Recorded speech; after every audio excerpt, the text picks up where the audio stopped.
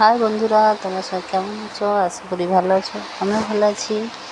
এখন হচ্ছে বিকেলবেলা, আমি আর দিদি বাজারে যাব বেরিয়েছি। দেখো দুদিকে ধান জমি,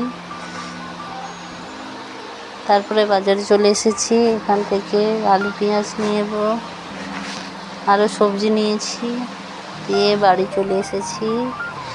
বাড়িতে এসে আজকে সন্ধেবেলা হচ্ছে রুটি আর চিলি চিকেন।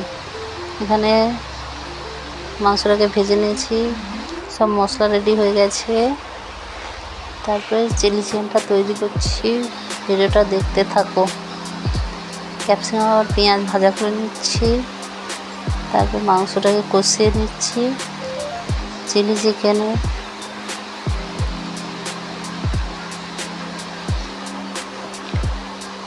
এখানে একটু কষিয়ে নেবার পরে জল দিয়ে দেবো।